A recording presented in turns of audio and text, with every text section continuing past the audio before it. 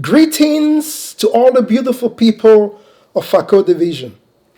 My name is Ikami Efange, and I come from one of the villages in Small Support in Boya. Today, I want to talk to you about a pasamoto, or like the Bakweris would say, a vazamoto. You see, a vazamoto is a subject that most people avoid. Even the elders don't want to talk about it. You can go to the most remote villages in Fako Division and nobody wants to talk about the vazamoto.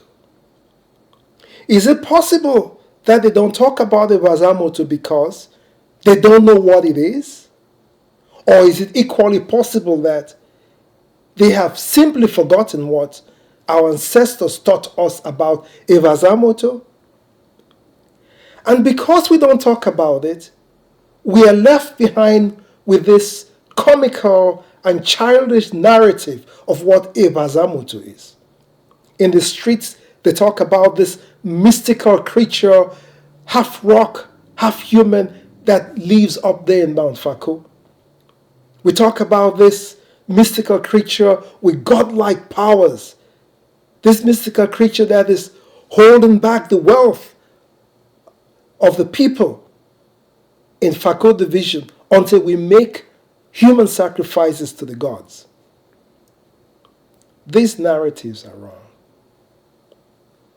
And today, I'm inviting you here in a conversation where we're going to remove the veil and talk about a vazamoto in its authenticity. For those of you who don't speak the language, a vazamoto translated into English is half human. A vaza, half, moto, human. You see, our ancestors taught us that inside every single human being, there are two sides. There is the good side, and then there is the bad side.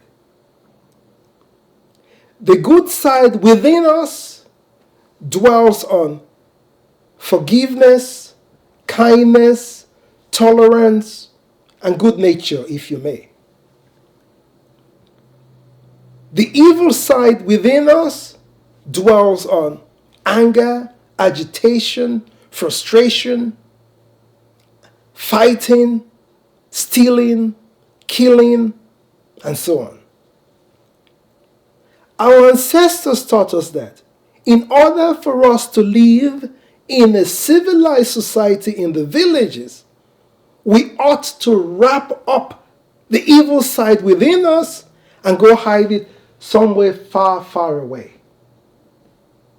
The place where they collectively agreed to go hide the evil side within themselves is far up there in the mountain. You do remember that in 1891, there was a war between the Bakweris and the Germans. The Germans observed during that war that Bakweri warriors will make rituals around campfires and they will sing a mantra, Ivazamutu, Ivazamutu, while pointing up in the mountain. They concluded that, look at these pagans worshipping a pagan god up in the mountain. What they did not realize was that these warriors were collectively asking the evil side within themselves to come back from the mountains where they had stored it and come give them a boost in this war. The tragedy is that the European version of Iwazamoto survived. What our ancestors really meant about Iwazamoto has been washed aside. Is this satisfactory to you? If not, you should come join me here in this channel where every month we're going to release a video where we talk about the authenticity of our culture. If you have questions about Evazamoto, which I know you do, write them in the comment column behind here, underneath this video. And we will answer them to you in another video. You see, a lot of people will want you to believe that our ancestors were savages until our Forsaker arrived here with his Christian Baptist religion of forgiveness and kindness. Really. They'd like you to believe that we did not have our own ways of discipline before that religious hero came to our land. Come on. You see, I've put my head together with a few intellectuals from Fako Division. A few of us who insist that the authenticity of our culture should be re-established.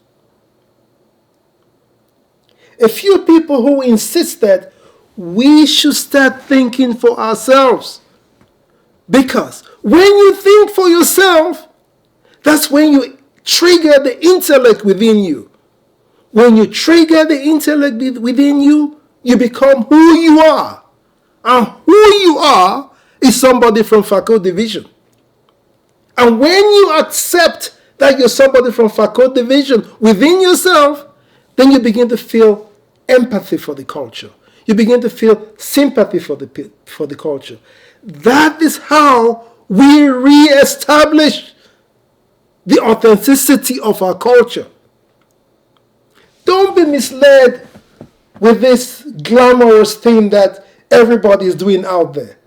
Our culture is not only about eating kwakoko and dancing. We are beyond that. And if you choose to really join in the conversation of who the people of Fako Division are, I'm inviting you here every month where we're going to have a video about ourselves, about the authenticity of our culture. The next video would be about the mystical sugarcane farm on Mount Fako. If you want notification of when this video is coming out, subscribe here on this YouTube channel. And we'll see you at another time. Once again, thank you for your time. My name is Ikomi Efange.